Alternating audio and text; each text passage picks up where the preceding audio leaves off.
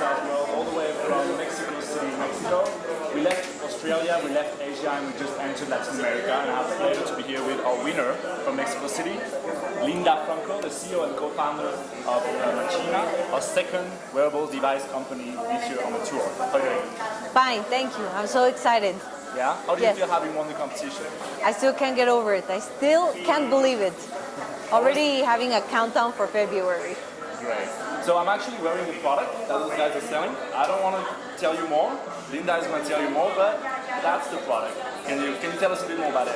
So this is, we have different kinds of products. Initially, this is a MIDI controller jacket, and it's a jacket that basically is used to make music, and it's one of our most successful products so far.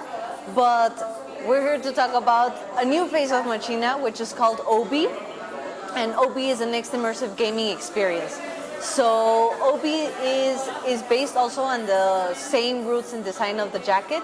We're having the same kind of hardware, but we're actually trying to target another kind of market, completely different, gamers.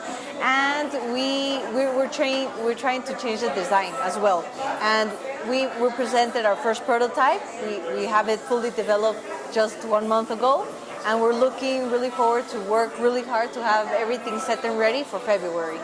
So how does that actually, we'll do a demo a bit later on, but like how does it work exactly? What kind of functions and features does it have? Okay, so we developed our own hardware. We call it CARE, and CARE is the brain of everything of our product. So what the OB will do is that it will have biometric feedback. So it will have vibration. It will have a complete, usually when you play with Oculus Rift or different kinds of other VR headsets, is that you get disoriented and you have your body and your mind in another world and your body is sort of left behind. It's a blank space. So we're taking your body with you to this other world. And that is OB. So you will be able to use your arms. And just to have an example, imagine having this one-person shooter kind of game. You can have your right hand to have it as a gun. You can have your left hand to move. You can jump, and you will jump in the game as well. You will have vibration, so you will not, for example, Call of Duty. It's already stressful enough to know that you will get shot, but now with OB, you will know exactly where you will get shot, if it's in the chest, in the arms, and it will have also an audio 5.1 hoodie for a surround sound kind of experience. And those are like the most highlighted pieces of OB. This is truly innovative. I mean, that relates to the fashion industry in a way, Yes. and the gaming industry. So I know the gaming industry is a fast-growing market. Definitely. So is the fashion industry too. So how big is the market for those kinds of products right now? Well, for only the gaming market in the US alone is worth $22 billion and globally is 120, and it's booming, it's growing, and especially because of all of these VR headsets and different kinds of consoles that are coming out to the market. So it's interesting to have these different kinds of visionaries and developers that are already creating kind of different kinds of individual video games, in Unity being the #1 platform for gamers, or even creating devices themselves like this. There's, for example, a very famous wristband that is called Mayo, and you can switch slides and play also in the video game with a wristband. Minority Report kind of. Exactly. So it's kind of interesting that there's already a trend. People can already see what's coming, and it will be interesting to see the results in the next couple of years. Right. So what is your target market for this right now? Where do you see it really picking up? We see that it will be mainly first early adopters, also because it's really innovative and people have to test it out. We want to have SDK that we are almost finished developing. So we're also a brand that's completely open source, and that's really important for us because we create a community around the brand. We extend the functionality of our products. So maybe our first product, by the beginning, maybe OB will interact with a shooter kind of game, but someone will want to use it, like Nelly said, for Mario Kart and go back in time, right? So we want to experiment in that phase a little bit, and then attack casual gamers, because at the end, those are the kinds of gamers that spend time playing and investing and looking for new games and new kinds of technologies. So it wouldn't be dependent on people developing on this platform. Right? No. There is a kit. So you just like adapt it to the current game, so I Yes. can play pretty much any game I want. Yes. Yes. Okay. So how do you see it going? Because the market is mastered and led by a lot of big players like Sony, and mainly Sony, Nintendo, and Yes. Microsoft. Do you think those guys are already moving into this, or you can compete against them and be like another way of enjoying games? Well, Sony actually is launching a VR headset called Morpheus, so it will be interesting how it goes in a versus with Oculus Rift, for example. It's interesting that we have these giants that are in emerging markets and doing the latest, but we did a recent research only in the US where we got a look at all of the gaming accessories, and what we noticed was that all accessories are mainly based on controllers with vibration or even headphones or headsets. So usually, yeah, and the more expensive one is $299, and it's because it has surround sound, and that's about it. There's no other kind of accessories in the market. So it's interesting because we're at that time where new kinds of devices are appearing, not only Oculus but Google Glass, and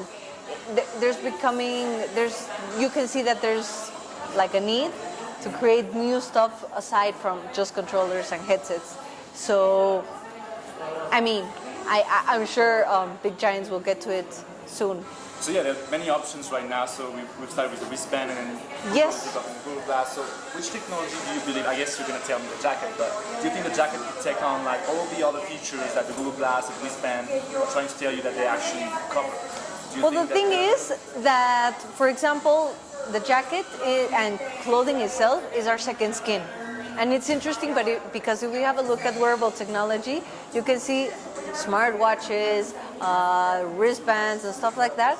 But usually you take it off, or I understand why they're getting into only that area, because washability and all of those problems that haven't been solved just yet.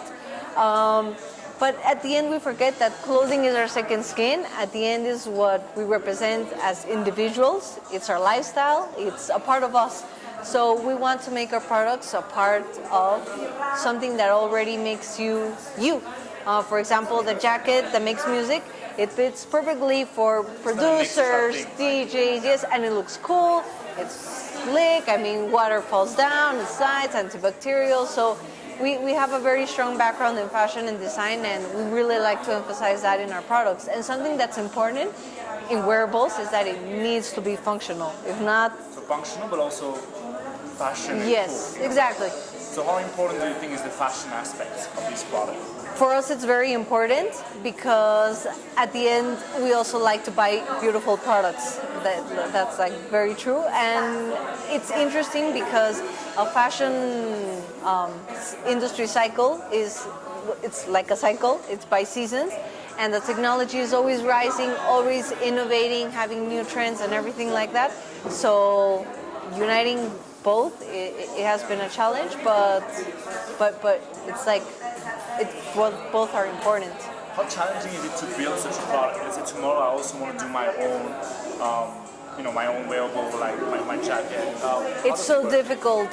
It's so difficult because you have to think about the user, usability and functionality, and it has to look good.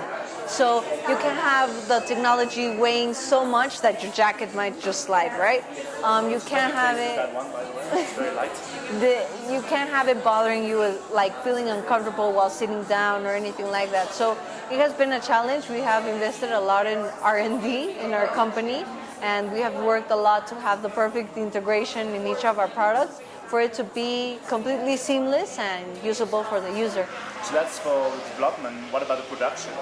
And the production is so difficult as well because it being so innovative, and when we say we want to sell millions, not one-time piece only, because something that also happened at the beginning with wearables is that it only attacked one-piece kind of clothing for celebrities, for events, and these incredible LED dresses that look beautiful and amazing, but you wouldn't wear it to the movies or on a date or anything like that. Get out of that and go yes, mainstream. Exactly. So going to mainstream market, we have had experiences with different kinds of manufacturers that some find it kind of scary, some find it that it's such a challenge that they need to charge more than usual, and that makes it difficult because of that we can't get to a mainstream market. So it's been difficult. At the beginning, we were doing it in-house because it was so difficult. But now that we have been growing, we have found like the right partners, we think, to develop the different kinds of parts that conform the jacket and then unite it in-house. Because at the end, what makes us different is the integration.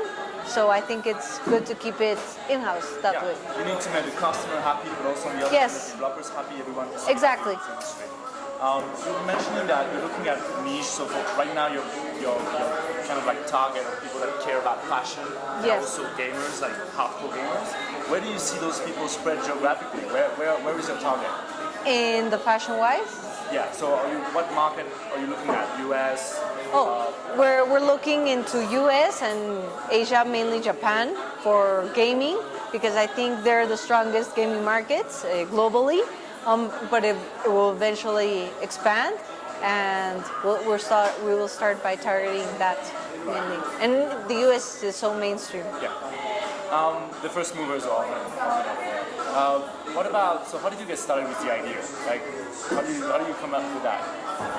Well, it was funny. It was my co-founder's thesis in university. He's a fashion designer. We will get to see you. And he used to have this curiosity to embed different kinds of electronics into clothing. But in college they said, that's crazy. That's never going to happen. You shouldn't do that as your thesis paper. So just forget about it. And he was like, no, I don't want to. So he ended college. They didn't let him do that project. And I said, you know what? We should do this. If you really want to do this, I know this telecom company called Movistar, and they want to launch and promote technology, innovative kind of products. So I think it's a great opportunity. And it was cool because we made them our partners, and they have been impulsing us a lot to grow in this area. And it has been a challenge because when we first started out 3 years ago, that doesn't seem so far away, but in the wearable technology industry, back then, people didn't even know what wearable technology was. It's just a buzzword for the past, what, Exactly. 1 year or 2 years, right? Yeah, like starting this year, I would even say starting this year. So it's been interesting to be part of that change in such way that we are already considered pioneers of that industry because it's still very small. So when do you see that becoming mainstream? When do you think everyone will have this jacket? I mean, most gamers at least will have this jacket. It's tricky. Intel predicted it would be this year. Predict the future at least. Yes, and I can see that people are trying to use these kinds of devices. But for example, there's a study that many users that usually buy a Jawbone or Field Band usually stop using it by 6 months. I find that kind of scary, and and then Google Glass, I've heard so many people say it looks ridiculous, and and it's true, right? It's like not for everybody. So I think it's a matter of time. I think that in a very good case, it will be like 3 years, 2 to 3 years, and that is because people and markets need to adapt to this trend that's changing and that's here to stay, and that's being technology being part of our lives, not only in clothing but in our house, the Internet of Things, everything like that. So it's just a matter of time. I personally calculate it will take from 2 to 3 years, but I see that people are feeling intrigued for all of these devices, so hopefully we'll get there. What's your biggest challenge right now to get there, you think? And for the industry in general, what's the main challenge for wearable device to become mainstream? Well, because everyone says it's cool, like I think it's Yes. cool. You're able to make it, it's working. It's working, right? I've Yes. tested it. So why isn't it so widespread? Because of production. Okay. That's like our personal main biggest challenge right now, and that's because of what I was mentioning before. Like some manufacturers don't dare to do it all at once. Some are just specialists in hardware, and some are just in clothing. Like It's not yet that. yes, like Yeah. gigantic rolls of fabric haven't met embedding hardware into their clothing just yet. So it's completely new for both industries. So it's a big challenge to make that happen, to mass it's customer adoption one side, Yes, industry adoption, exactly. like production adoption on the other Yes. side. And you think the production is a bigger challenge than the user adoption? Yes, because for example, Google Glass, everybody got so hyped. It's a complete and gigantic demand. Everybody wanted to use it, but then you would see the price, $1,200. Okay, not everybody can afford that. Point number one. Point number two, it was not in many retailers are not that available, and I am guessing it has to do with a production kind of problem wise. And three, the few that were out, it was like bugs and then criticized and they had to take it back. Technology isn't ready yet. Yes, and they had to ally with a fashion expert to then have the complete lens and have a Ray-Ban kind of feeling. So I think and it's because fashion hasn't met technology in a production kind of process just yet. So how do you experience being a woman entrepreneur here in Mexico? Do you see more and more of them, or do you feel a bit of an exception? I'm beginning to see more and more of them. I think we still need to change this kind of education since children.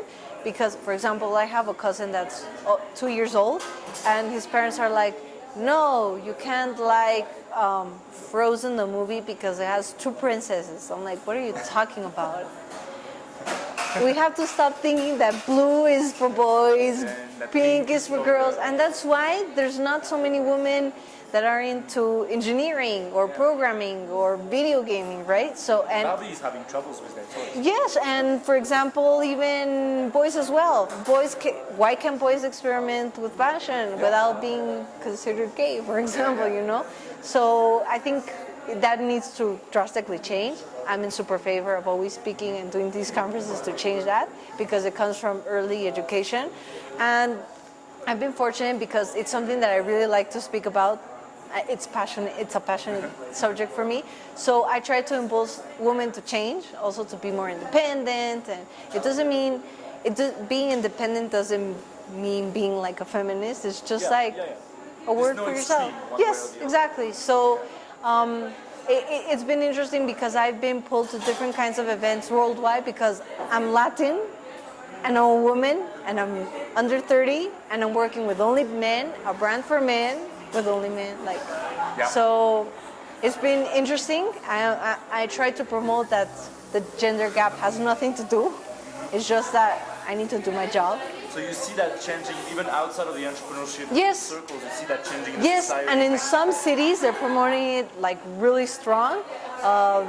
There's this really cool society organization in San Francisco called Women 2.0 that's promoting all of these women to dare and have these jobs in tech and to not fear to order for a raise or to challenge other men and that they couldn't even program and anything like that. So I think that's pretty cool.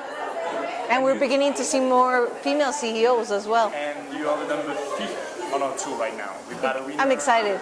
Our first one was in Russia, second was in Jordan in the Middle East, third was in Vietnam, and then in Shanghai, and then you're number 5. I'm so excited and I'm looking forward to meet them all. Yeah, and you might meet others in Latin America who are flying. I'm excited. So, what's your milestone? What do you wish to have achieved and show us when those guys come to Geneva? Okay, in February, our main objective is to have 3 OB jackets that will play fully and interact with Oculus Rift. You will feel the vibration, you will have the full immersive experience. We're looking to already have what it will look to the almost final product, like before you send it to different manufacturers and start manufacturing. We also are working really hard in this product because it would take long to start doing research and development.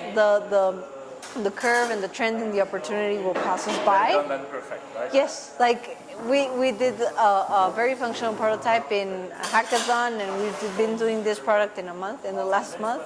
Most of it in a physical way because of business and all. It was fully planned by the beginning of the year, but that's our objective, and I hope everybody that attends can have a go at it. You guys are gonna love this product. Love it. Yes. So see you in Geneva. Yes, I'm so excited. I'll see you there. And next week we'll be in Bogota. So see you guys in Bogota. Ciao, ciao.